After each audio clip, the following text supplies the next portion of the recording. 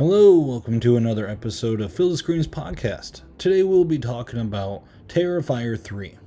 There was quite a bit of hype around this movie. A Christmas-themed Terrifier movie. Lots of trailers were coming out. A kid going downstairs thinking it's Santa and it turns around, it's Art the Clown. Terrifier 2 got a lot of good reception. I enjoyed it myself.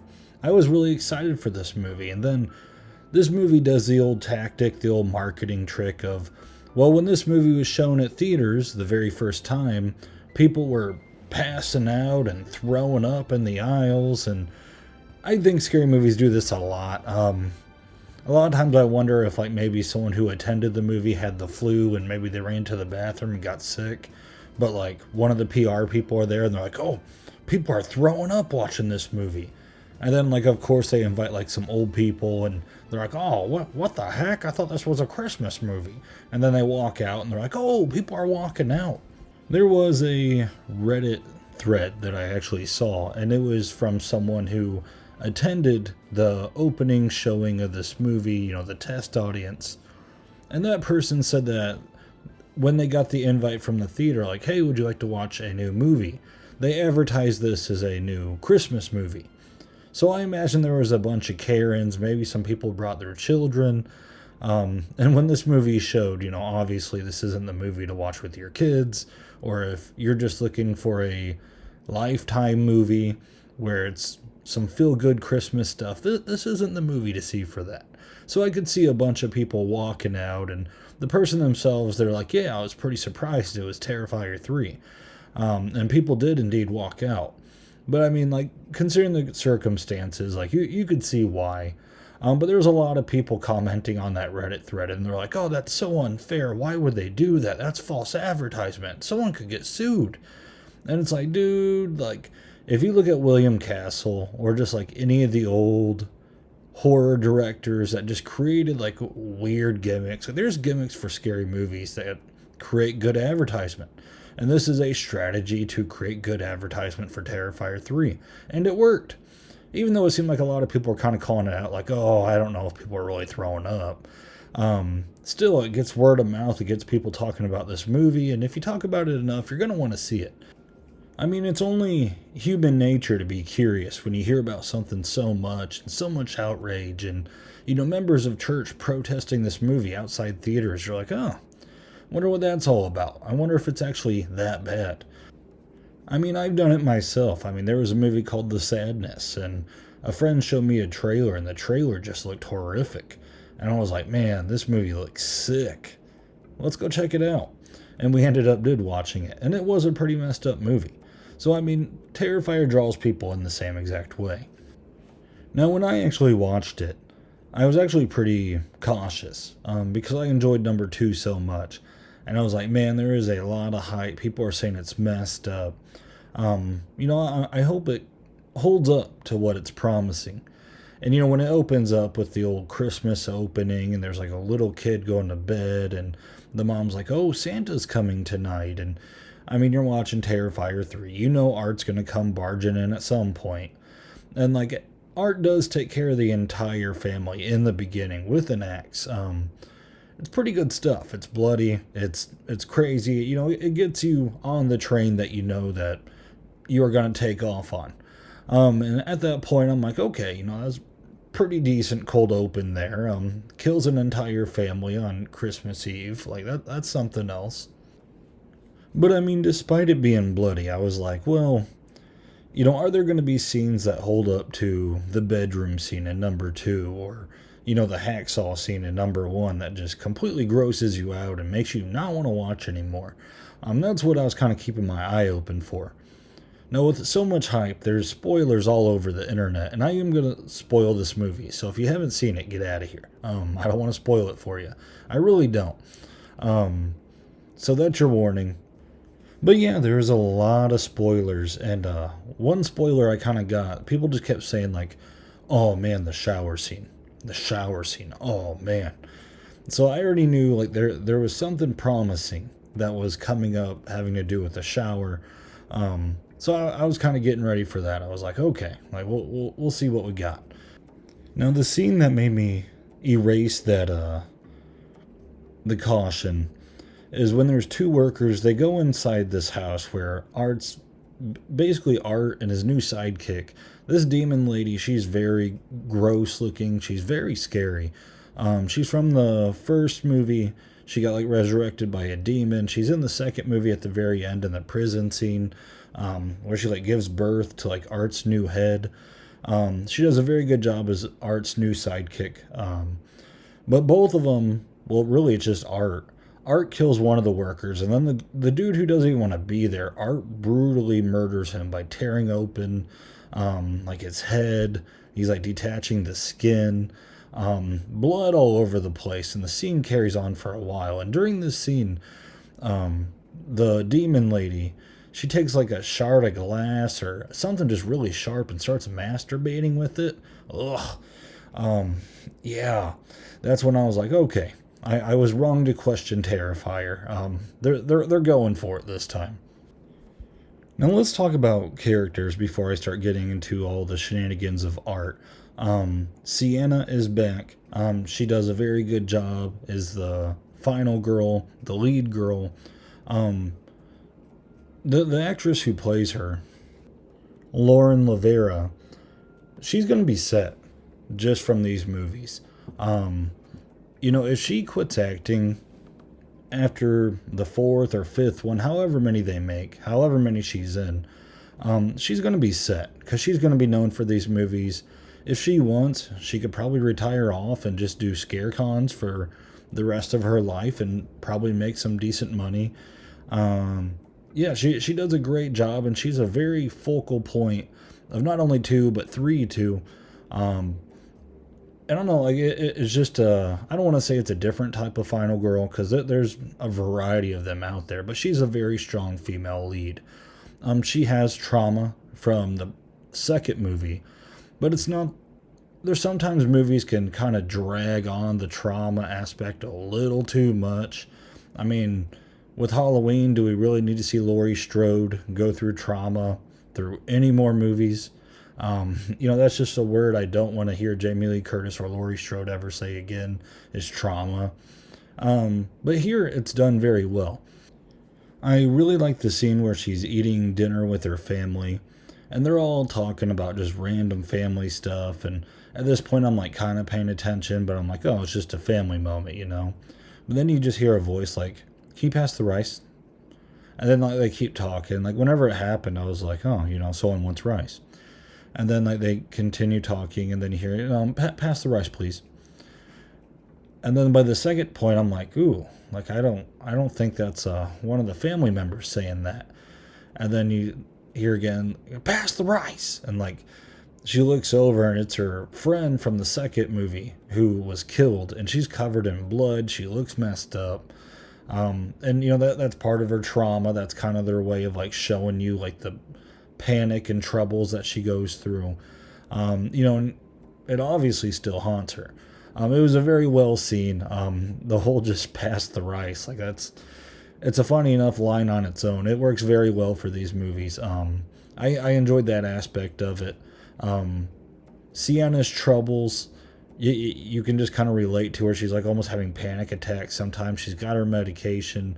A little girl, Gabby, who's really fascinated with Sienna. She wants to be just like her. But there's times like she goes and like grabs her diary and tries to read it, and Sienna's like, just stay away from it. And Gabby's like, I'm sorry. And she's just a sweet little girl. It's cool how these movies are introducing new characters that are interesting. It's not boring, just bodies for Art to kill. You actually care for the new characters, and that's a nice thing for a franchise to keep doing if they continue to make movies. Sienna and Jonathan, they're very good characters, but if they are the only two you care for, I don't know how long these movies can go, but I don't see that being a problem right now for the franchise. Jonathan is back for this movie. He's not in it as much as Sienna. There's a couple times him and Sienna, they kind of meet up.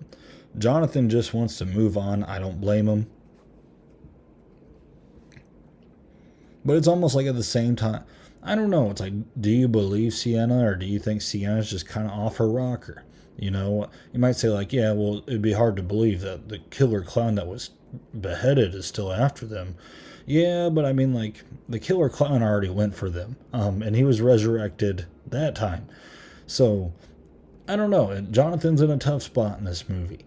He has a good friend, I think, roommate slash friend. The roommate seems like a decent guy, but he has a girlfriend who has a podcast, and that girl's a total hawk. She's just always trying to get him on an episode of her podcast. Um, Still, it's kind of a fun character. I mean, yeah, you don't like her, but you got to have some characters like that. Not everyone can be lovable, but she does a good job with her role. Now, I have seen some people, they're like, I don't really like the character Jonathan, and I really don't get why. It's Sienna's younger brother. He's not supposed to be a big, strong man. He's just kind of a nerdy little boy who, it sucks what they went through in part two. I don't see how anyone can grow up normal after that. And I mean, people are like, oh, you didn't believe Sienna, again, like, tough spot. I like Jonathan. I hope Jonathan sticks around. I'm going to get Jonathan here in a little bit because it is part of the ending to where his character kind of comes in as far as discussion wise.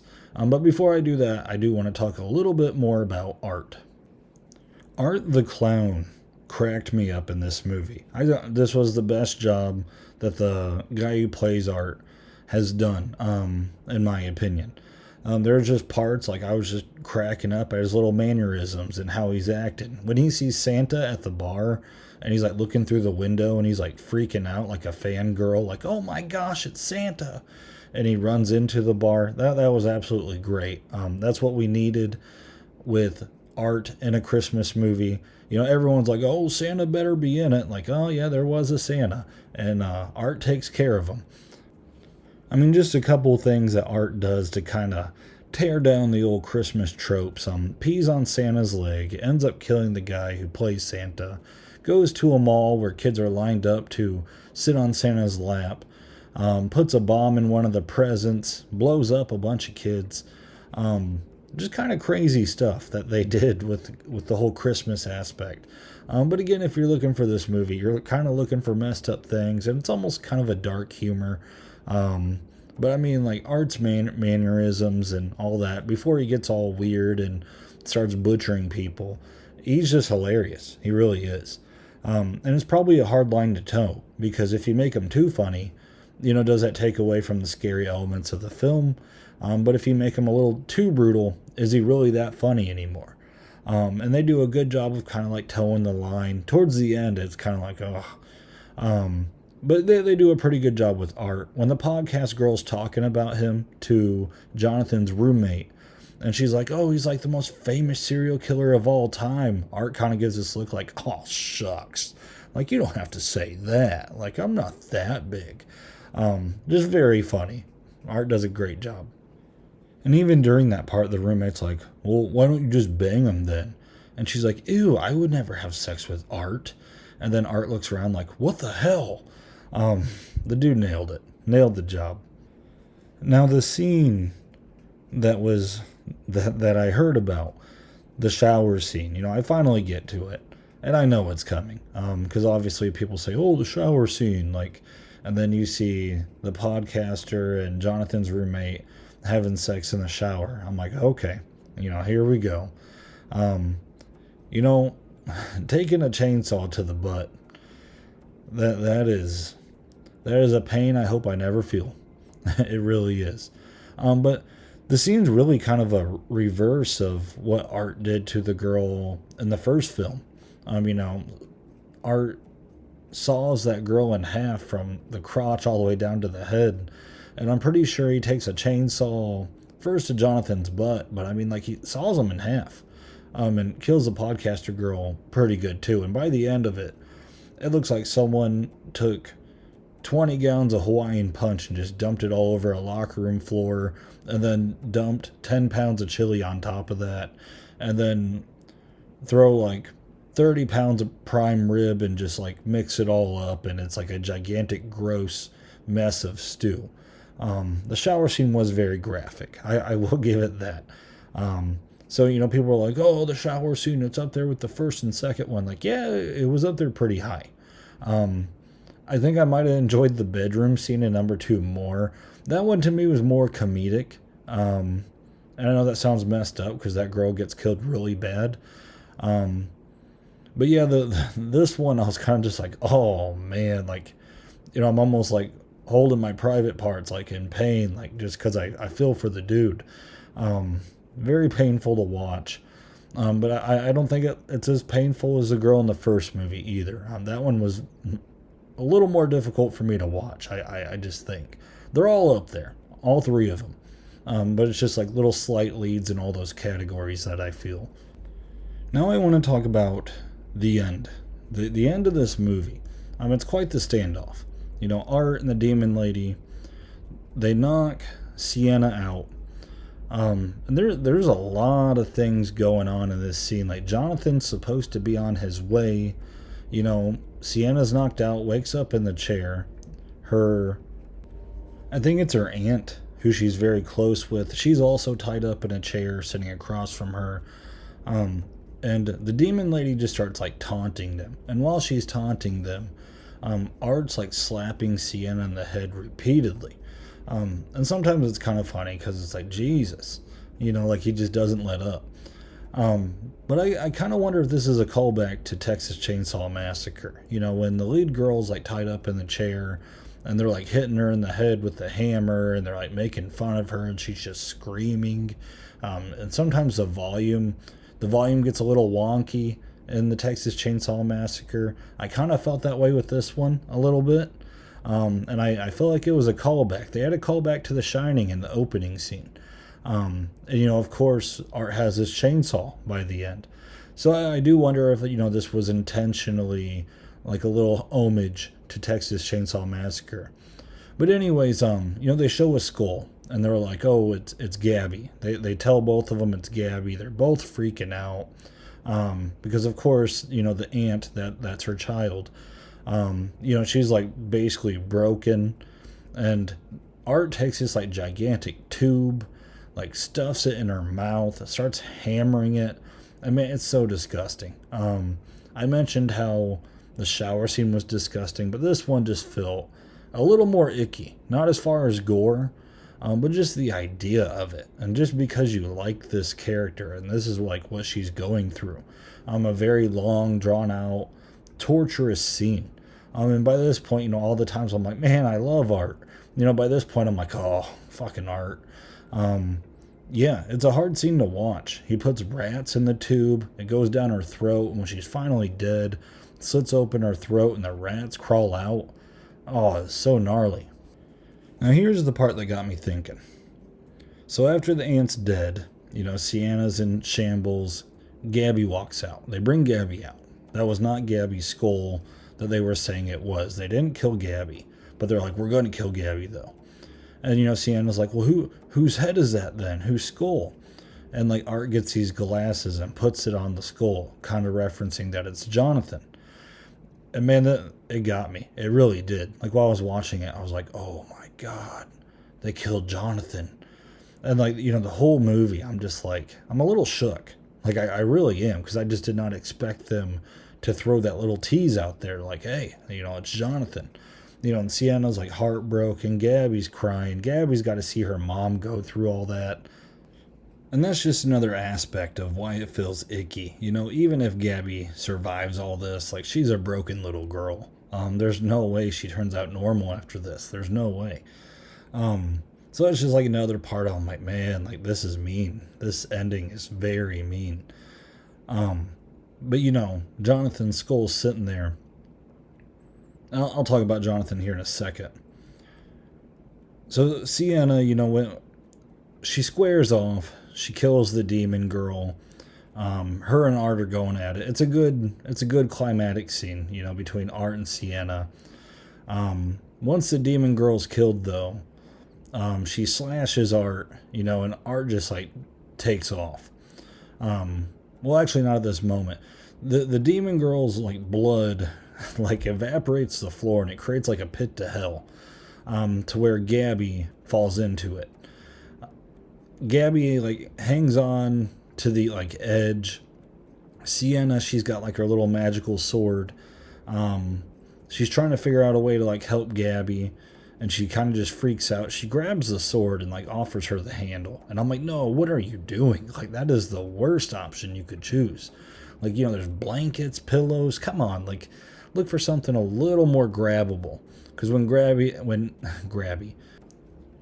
Gabby grabs the sword, the little handle of the sword, it like slices Sienna's hands open. And she can't hold on to the sword. Gabby falls into the pit of hell. So then it's like, what? Like, they killed Gabby? Like, what's going on? And once this happened, like, Art takes off. He's without his demon sidekick. He's not invincible anymore, I guess. So he goes on the retreat, and it just leaves Sienna in this house just full of butcher and gore. The pit of hell goes away. But then you see her hands heal. And I think this is just kind of referencing like the sword can't hurt her, maybe. Because it was like part of her old costume, something like that. That's just my speculation there. But by that point, I say this ending is mean. The ending of number 2, it felt very fantasy. I felt great after watching. I'm like, man, what a good movie.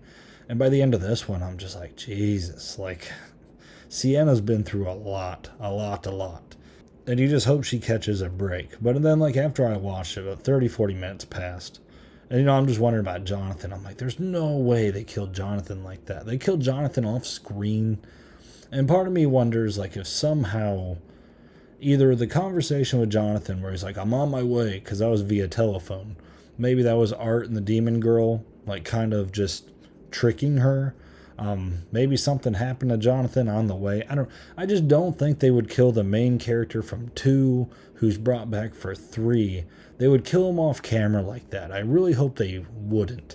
Damon Leone, the director of this film, if you are listening to this, if you really killed Jonathan, please reverse that.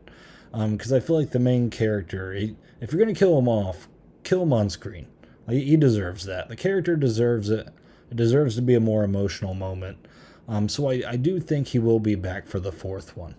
And I think the 4th one will revolve around Sienna going into the pits of hell. And this is a common theory on the internet right now. For anyone who's guessing, Sienna's going to go into the pits of hell to try to save Gabby. And hopefully Jonathan's there to go with her. Because I guarantee Gabby's mom's not going. So Sienna does need some help. So hopefully Jonathan's going. That's just my little 2 cents there. So this movie overall, I will say I did have a lot of fun with it. I enjoyed this movie a lot. It plays into the Christmas themes very well. It knows what it's doing. It's very gross. It doesn't not short you as far as gore or gross scenes. The ending of this movie, it left me just I definitely want more, but I do want Sienna to get her break. I mean, come on, that poor girl. And it does make me wonder how this franchise is going to end, because there are points in this franchise it is very bleak. Will Sienna eventually kill Art the Clown? That's a question to ponder. And if you think it's going to go the typical way of any horror movie does with its main character, I don't know. I don't know if there's going to be a happy ending. And if they go with the bleak ending, would that be a good ending for this franchise? I don't know. Will this franchise ever end? I know the guy who's making them, he said he could see it going about 4 or 5 movies. But, even at that point, because, franchises, Friday the 13th, Halloween, Nightmare on Elm Street, when they started, they didn't go we're going to make 13 of these. All of them, they usually had a plan, and they're we're going to end after the 3rd one. We're going to end after the 4th one. Oh, the 5th one. You know what? We'll do one more. And this stuff keeps happening because it keeps making money. So, if this franchise keeps going, will Sienna eventually meet her demise? And will that be just very disappointing? It's hard. It would be very hard to replace her as a final girl, I think. So I am very, very curious, and I think the next movie is a very crucial point in this franchise. of just, the aftermath of this. Is Jonathan actually dead? Will Sienna go back and save Gabby? I think that is going to be the case.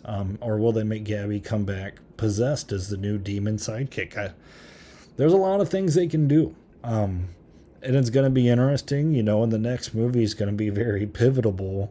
It's going to be crucial as far as, I think how this movie is received. If they just leave Jonathan dead, I don't know if I'm going to be a fan of that. But yeah, there's just a lot of stuff to wonder. And if you guys have any theories, comment them down below, because I'm curious. I really want them to make this fourth one. I want to see where they go with it. I really do. I hope it's not like, when Halloween Kills ended and they had that whole almost dream sequence where everything was black and Michael Myers was killing everyone, and he killed Jamie Lee Curtis's daughter, but the background was weird. And I remember after watching it, I'm like, oh no, she's gonna be back in the next one. The background was just way too different, and they wouldn't kill a main character like that. She'll be back. And then I watched Halloween Ends, and they're like, nah, she's dead. And I'm like, oh, okay. I wasn't a big fan of Halloween Ends. So hopefully this franchise wraps up whatever they're doing in the next couple movies better than Halloween Ends does. If you love Halloween Ends, I'm sorry. I constantly crap on that movie. But that's just my opinion. All right. So this has been my review. I won't blabber on much longer. I'm going on a rant here. If you enjoyed this review, one, thank you for listening, and two, if you could give the video a like, it helps out the channel. And if you're not subscribed, go ahead and subscribe so you know when the next one comes out. I wouldn't mind covering this franchise. I really wouldn't, going back and doing one for 1 and 2. I don't think I'm going to do that quite yet. Maybe if a fourth one, when the fourth one's made, maybe I'll cover 1 and 2, and then, we'll get the fourth one in, and maybe we can start ranking them. I think that would be fun. And if you think so too, feel free to comment that. But again, thanks for listening, and until next time.